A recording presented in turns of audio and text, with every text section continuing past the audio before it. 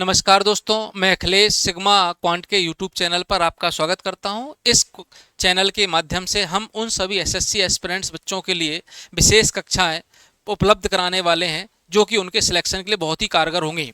इसी टॉपिक में सबसे पहले हम इसमें एडवांस मैथ स्टार्ट करेंगे, जिसमें क्षेत्रमिति सबसे पहला टॉपिक होगा। एडवांस मैथ्स के सभी टॉपिक धीरे धीरे क्रम बाई क्रम, सीक्वेंस बाई सीक्वेंस हम इसमें सॉल्व करते जाएंगे और आपके जो भी क्वेरीज हैं वो भी आप हमें हमारे टेलीग्राम चैनल सिग्मा क्वांट पर भेज सकते हैं। जो भी आपकी क्वेरी है उन क्वेरीज पर हम वीडियो बनाएंगे, आपके लिए सॉल्यूशन प्रोवाइड कराएंगे और जो भी पॉसिबल होगा वो उपलब्ध कराएंगे। तो सबसे पहले यहाँ हम स्टार्ट करते हैं मेंसुरेशन, क्षेत्रमिति। मेंसुरेशन में जो हमें स्टार्ट करना है, मेंसुरेशन में जो हमें पढ़ना है वो मोस्टली 2D और 3D आता है। आपको पता होगा 2D मतलब 2 डायमेंशन की बात कर रहे हैं हम, 2 डायमेंशन। 3D मतलब 3 डायमेंशन की। डायमेंशन का मतलब होता है साइड, भुजा। यहाँ से बोल सकते हैं कि लंबाई, चौड़ाई, ऊंचाई, तीन अलग अलग चीजें होती हैं। कि अगर लंबाई चौड़ाई कोई भी लोग, ये देखने का नजरिया है कि जैसे ये बोले कि ये हमारी ऐसे रखा है हमने तो लेंथ हो गया, खड़ा कर दिया तो हाइट हो गया, डेप्थ कर दिया तो विड्थ हो गई।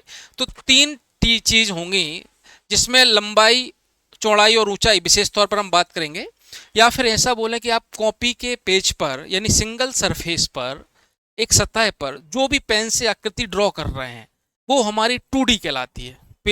पेज पर जो भी आकृति हमने ड्रॉ कर ली ये हमारी 2D है, क्योंकि इसमें मोटाई नहीं है, थिकनेस नहीं है, बराबर। और 3D का मतलब है कि लंबाई भी होगी, चौड़ाई भी होगी और ऊंचाई भी होगी, यानी मोटाई भी होगी। तो 2D में जो हमें पढ़ना है वो हमें एरिया पढ़ना है मोस्टली। 3D में हम जो पढ़ेंगे वो पढ़ेंगे वॉल्यूम। इतना समझ में आया होगा आपका। 2D में हम एरिया की बात करेंगे, 3D में हम किसकी बात करेंगे, वॉल्यूम की बात करेंगे। 2D में जब हमें एरिया की बात करना है तो इसमें कौन कौन सी आकृतियां हमें पढ़ना है, ये हम बात करेंगे ट्राइंगल की। ट्राइंगल पढ़ेंगे, इसमें हम क्वाड्रिलेटरल चतुर्भुज पढ़ेंगे, पेंटागन पंचभुज पढ़ लेंगे, सर्किल पढ़ लेंगे, पॉलीगॉन बहुभुज पढ़ लेंगे।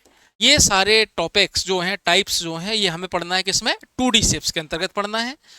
और सिमिलर अगर हम बात करें 3D शेप्स की, तो 3D शेप्स में आपको वॉल्यूम, मोस्टली वॉल्यूम में क्या बोलते हैं हम, क्यूब हो गया, क्यूबॉइड हो गया, सिलेंडर हो गया। ये बेसिक आकृतियां आप पढ़ चुके होंगे वैसे भी, और देखा भी होगा बचपन से आपने इन सभी को।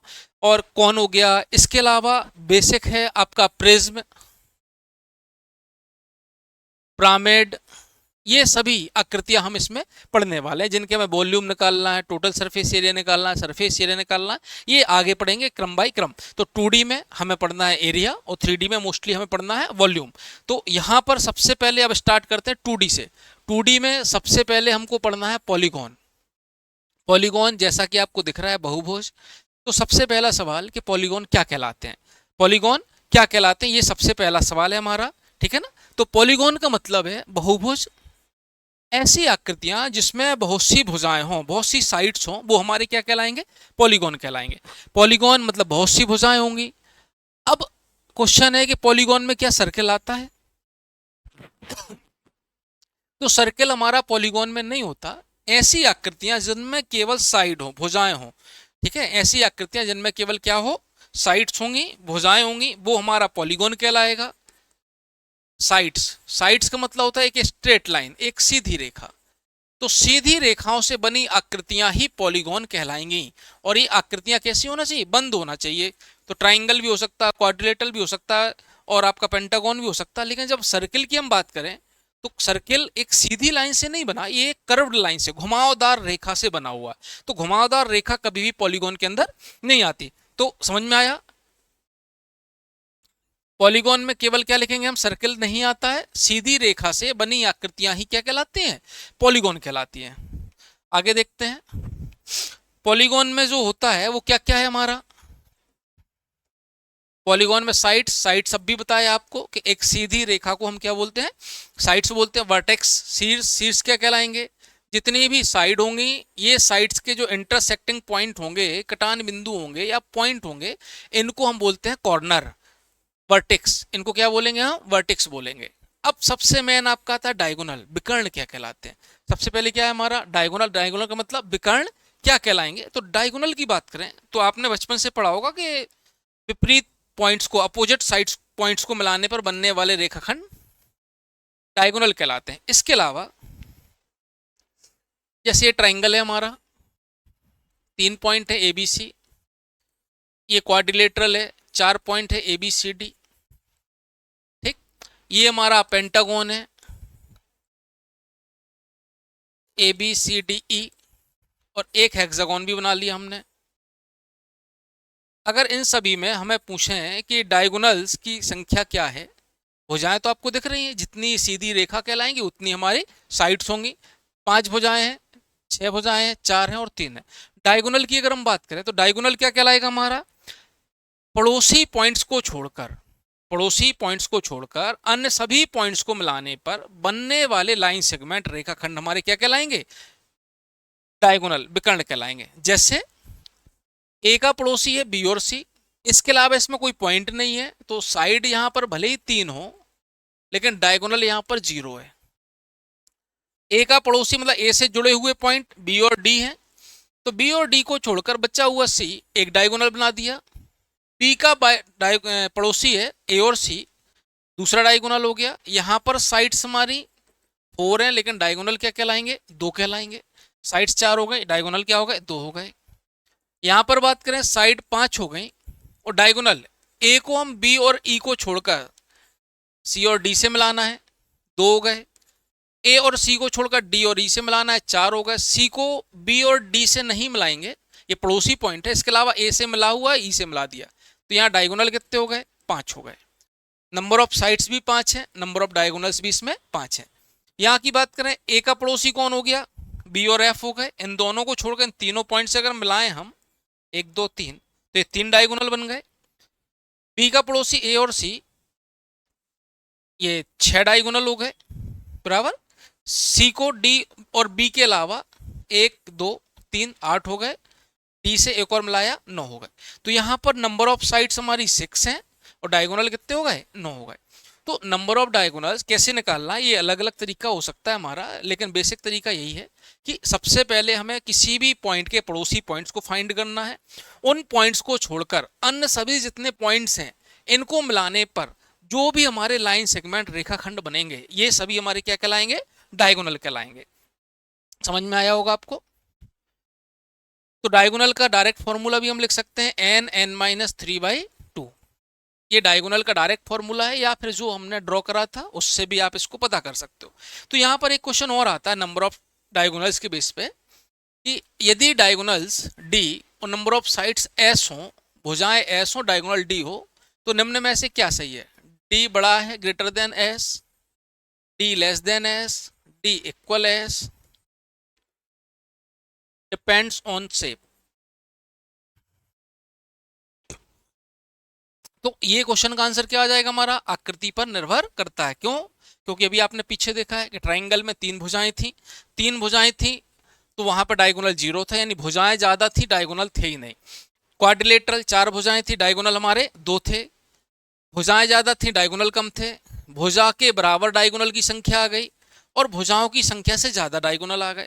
यानी जब तक हमें आकृति का पता नहीं लगेगा कि इसमें से हम कौन सी आकृति की बात कर रहे हैं, कौन सा आकृति देख रहे हैं, तब तक हम नंबर ऑफ डायगोनल्स के बारे में नहीं बता सकते कि डायगोनल्स ज्यादा हैं या साइड्स ज्यादा हैं। तो डायगोनल को फाइंड करना है, direct formula N N minus 3/2। लेकिन अबाउट डायगोनल बताना है कि डायगोनल के और साइड्स का रिलेशन क्या है, तो ये टोटली डिपेंड करेगा आकृति पर कि आकृति क्या है, शेप क्या है। समझ में आया। चलिए, जब आपने पॉलीगॉन पढ़ लिया, उसकी भुजा के बारे में पता कर लिया, डायगोनल्स के बारे में पता कर लिया, तो अब आता है सम ऑफ इंटीरियर एंगल। मतलब हम बात करेंगे जो पॉलीगॉन है, बहुभुज है, बहुभुज के अंदर जो भुजाएं हमने बनाना है, भुजाओं के बाद जितने हमारे एंगल बनेंगे, एंगल मतलब ये अंदर वाले, अंदर जो बना है वो इंटीरियर एंगल है, बाहर जो बनेगा वो एक्सटीरियर एंगल कहलाएगा। इन दोनों का सम हमारा ऑलवेज क्या होता है, 180 डिग्री। क्यों होता है, क्योंकि किसी एक लाइन पर किसी एक पॉइंट से कितने भी एंगल बना दिए जाएं तो इन सभी एंगल्स का सम 180 डिग्री होता है। एक ही लाइन पर बने सभी एंगल्स का सम क्या होगा, 180 डिग्री। तो ये आई और ई का मान क्या हो गया हमारा, 180 डिग्री हो गया। इतनी सी बात समझ में आई होगी। तो जैसे ट्राइंगल है, इसकी बात कर रहे हैं कि सम ऑफ इंटीरियर एंगल, अंतः कोणों के योग की बात करना है। ट्राइंगल हो गया, क्वाड्रिलेटरल हो गया, पेंटागन हो गया, हेक्सागन हो गया। ट्राइंगल में अंतः कोणों का योग कितना होता है, बचपन से आपने पढ़ा 180 डिग्री होता है। त्रिभुज के तीनों कोणों का योग 180 डिग्री होता है, ये बचपन से आपने पढ़ा है। क्वाड्रिलेटरल चतुर्भुज 360 हो गया आपका। पेंटागन हो सकता है आपको पता हो 540 डिग्री। हेक्सागन, ठीक है। तो एक तरीका तो ये है कि सबसे पहले आपको डिसाइड करना है कि ट्राइंगल का मिनिमम 180 होता है। इसके अलावा जितनी भी भुजाएं बढ़ती जाएंगी, ट्राइंगल के बाद देखो आप क्वाड्रिलेटरल में, चतुर्भुज में एक भुजा बढ़ी तो एक बार 180 बढ़ा दिया, देखो 180 प्लस 180 360 हो गया। यहाँ 3 भुजाएं थी, यहाँ 4 भुजाएं थी, एक साइड और बढ़ा दी, एक भुजा और बढ़ा दी तो एक बार 180 डिग्री और बढ़ा दिया हमने। फिर एक भुजा और बढ़ा दी अगर हमने, तो एक बार फिर 180 डिग्री बढ़ा देंगे हम। तो ये समझ में आया होगा आपको कि ट्राइंगल 180 डिग्री का होता है। इसके अलावा जितनी बार एक एक भुजा बढ़ती जाएगी उतनी बार 180 डिग्री हम बढ़ाते जाएंगे। तो कोई भी सम ऑफ इंटीरियर एंगल, अंतः कोणों का योग हमेशा किस में होगा, 180 के मल्टीपल में होगा। यानी ऐसा कोई भी नंबर जिसमें 180 से डिवाइड ना हो वो कभी भी अंतः कोणों का योग नहीं हो सकता। जैसे इस पर एक क्वेश्चन की बात करें हम कि 1540, 1620, 1980, नन ऑफ दीज, इनमें से कौन सा किसी पॉलीगॉन के अंतः कोणों का योग नहीं हो सकता। क्वेश्चन आएगा कि इनमें से कौन सा, निम्न में से कौन सा किसी पॉलीगॉन के अंतः कोणों का योग नहीं हो सकता। तो पॉलीगॉन के, बहुभुज के अंतः कोणों का योग होने के लिए अंतः कोणों का योग जो होता है हमारा, अंतः कोणों का योग होता है क्या, n-2 इंटू 180, या ये तो डायरेक्ट फॉर्मूला है n-2 180। इसके अलावा आप डायरेक्ट भी इसे ध्यान रख सकते हो, इसके अलावा आप डायरेक्ट ध्यान रख सकते हो जो पीछे करा था। यानी अंतः कोणों का योग अगर निकालना है तो 180 का डिवाइड होना कंपलसरी है, 180 का मल्टीपल होना चाहिए। तो जो नंबर 180 से नहीं कटेगा वो अंतः कोणों का योग नहीं हो सकता। तो देखो इसमें सबसे पहले 18 एकम 18 कट गया, ये भी कट गया, ये 180 से डिवाइड नहीं हो रहा, यानी ये किसी भी पॉलीगॉन के सम ऑफ इंटीरियर एंगल कभी भी अंतः कोणों का योग नहीं हो सकता। इतने समझ में आया। चलिए, तो अंतः कोणों का योग सम ऑफ इंटीरियर एंगल में हम क्या लिख देंगे, डायरेक्ट लिख सकते हैं n-2 इंटू 180, या जितनी भुजाएं बढ़ती जाएंगी उतनी बार 180 डिग्री आप बढ़ाते जाओगे। सम ऑफ एक्सटीरियर एंगल, तो कोई भी पॉलीगॉन हो उसके सभी अंतः बाह्य कोणों का योग कितना होता है, 360 डिग्री। समझने की कोशिश करते हैं कैसे। ये ट्राइंगल हो गया, एक्सटीरियर एंगल किसी भी भुजा को बाहर की ओर बढ़ाने पर बनता है। तो ये एंगल बन गया, इसको बढ़ा दिया ये एंगल बन गया, इसको बढ़ा दिया ये एंगल बन गया। अगर इसको हम सेंटर माने हैं और घुमाना शुरू करें तो ये वाला ऐसे मूवमेंट होगा, यानी एक पूरा सर्किल बन जाएगा। और सर्किल बनेगा, अगर क्वाड्रिलेटरल की बात भी कर रहे हैं आप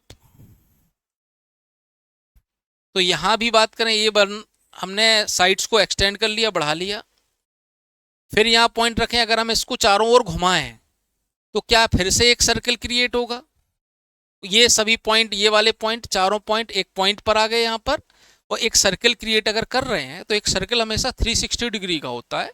तो इस हिसाब से हम बोल सकते हैं कि कोई भी पॉलीगॉन हो जिसमें एक्सटीरियर एंगल बनाना हो हमें और उन बाह्य कोणों का योग निकालना हो, तो किसी भी पॉलीगॉन में sum of exterior angle always 360 degree ही होगा। इतनी सी बात समझ में आई। सम ऑफ इंटीरियर एंगल निकालना n-2 180 होता है, सम ऑफ एक्सटीरियर एंगल निकालना ये ऑलवेज 360 डिग्री ही होगा। चलो आगे बढ़ते हैं।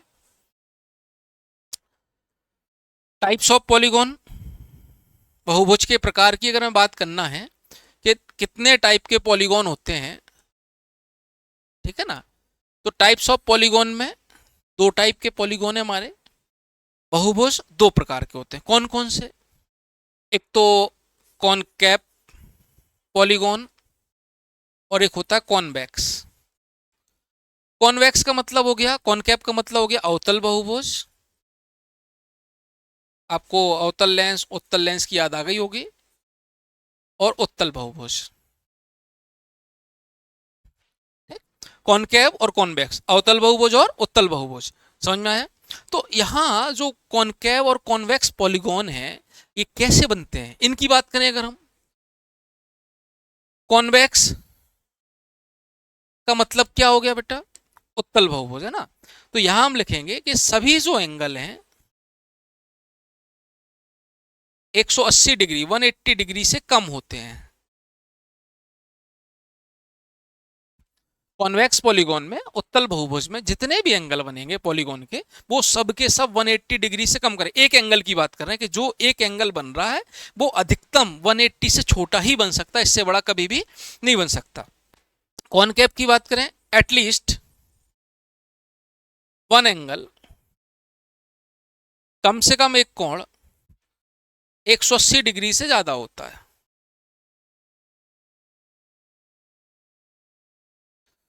कम से कम एक एंगल जो है वो 180 डिग्री से क्या होगा, हमारा ज्यादा होगा। कैसे बात करें, इसकी बात करते हैं कि कैसे की बात हो। 180 डिग्री ये सीधी लाइन कहलाती है हमारी, एक सीधी लाइन 180 डिग्री होती है। अब जो हमें एंगल देखना है वो बंद आकृति के अंदर देखना है। जैसे हमने ये आकृति बनाई, आकृति बंद है, तो देखो अंदर की ओर ये एंगल का झुकाव है, सीधा 180 डिग्री होता है ये। तो ये झुकाव अंदर की ओर तो 180 से कम हो गया, सभी एंगल 180 से कम हो गए, ये सभी वो एंगल 180 से कम हो गए। कोई भी शेप आप बना लें, अंदर की ओर अगर झुकाव कम है तो ये हमारा क्या कहलाएगा, उत्तल बहुभुज, कॉन्वेक्स पॉलीगॉन, क्योंकि इसमें सभी एंगल 180 डिग्री से कैसे हैं, कम है।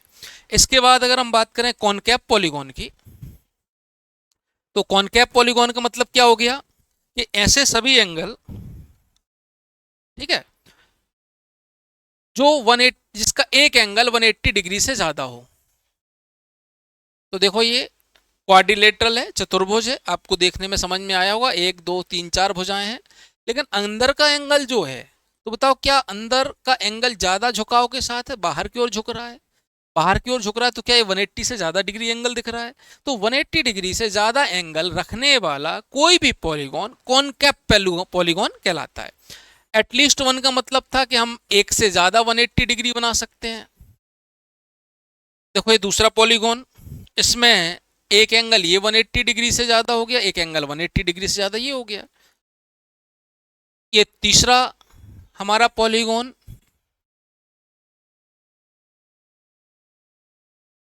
एक एंगल ये हो गया 2 और ये 3, तो ये 3 एंगल ऐसे हैं जो 180 डिग्री से ज्यादा है। तो कॉनकेव पॉलीगॉन अवतल बहुभुज का मतलब है कि ऐसा बहुभुज जिसमें कम से कम एक एंगल 180 डिग्री से ज्यादा हो, वो कॉनकेव कहलाएगा। और कॉन्वेक्स का मतलब है कि ऐसा बहुभुज जिसमें सभी एंगल 180 डिग्री से कम है, वो क्या कहलाएंगे, कॉन्वेक्स पॉलीगॉन कहलाएंगे। दोनों में अंतर समझ में आ गया होगा आपको। चलो आगे करते हैं अब, रेगुलर पॉलीगॉन। अगला क्या है हमारा, रेगुलर पॉलीगॉन।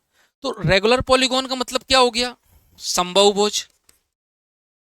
रेगुलर पॉलीगॉन का मतलब हो गया हमारा समबाहुभुज। समबाहुभुज क्या कहलाता है, ऐसा पॉलीगॉन, इसमें हम लिखेंगे कि ऐसा पॉलीगॉन जिसमें सभी भुजा, सभी साइड्स और सभी एंगल आपस में क्या होते हैं, बराबर। यानी रेगुलर पॉलीगॉन होने के लिए साइड्स का भी बराबर होना जरूरी है, उसके साथ साथ एंगल का भी बराबर होना जरूरी है। कैसे, इसमें क्या क्या लगा सकते हैं हम, जैसे ट्राइंगल है,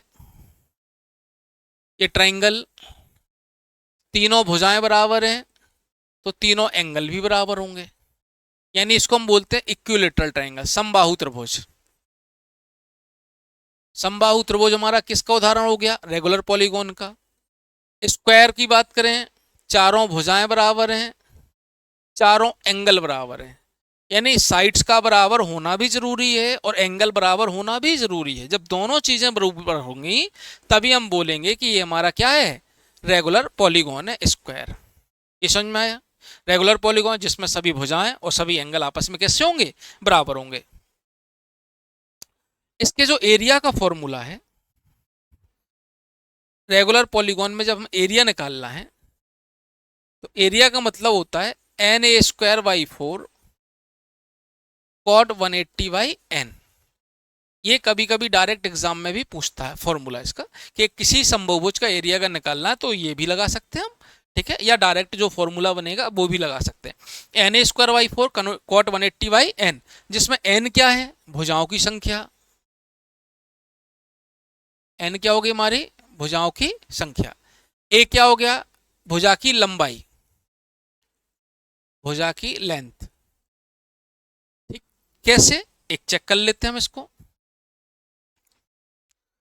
एरिया इसका है cot Na²/4 cot 180/n। Square को हमने एक रेगुलर पॉलीगॉन माना था। स्क्वायर में कितनी भुजाएं होती हैं, 4, ठीक है। तो n का मान रख दो 4, 4a²/4 cot 180/4, 4 से 4 गया, a² cot 45। अगर टेक्नोमेट्री आपने पढ़ी हो तो cot 45 की वैल्यू 1 होती है, तो a² × 1 यानी a²। यहाँ रेगुलर पॉलीगॉन का जो एरिया था Na²/4, और ये जो हम यूज कर रहे हैं 4 भुजा वाला रेगुलर पॉलीगॉन, जिसका एरिया क्या निकला है, a²। तो आपने बचपन से पढ़ा होगा कि स्क्वायर यानी वर्ग का क्षेत्रफल हमेशा क्या होता है, a² ही होता है, ठीक है। अगर हम इक्विलेटरल ट्राइंगल की भी बात कर लें, ऐसा पॉलीगॉन जिसमें 3 भुजाएं हैं, तीनों भुजाएं बराबर हैं, Na²/4 cot 180/n, n का मतलब हो गया 3, a²/4 cot 180/3 यानी cot 60 हो गया। तो 3a²/4 cot 60। टेग्नोमेट्री फिर वही बात, अगर टेग्नोमेट्री आपने पढ़ा हो तो cot 60 का वैल्यू पता होगा आपको। 3a²/4 cot 60 का 1/√3, √3 से √3 गया तो ये बच गया √3/4 a²।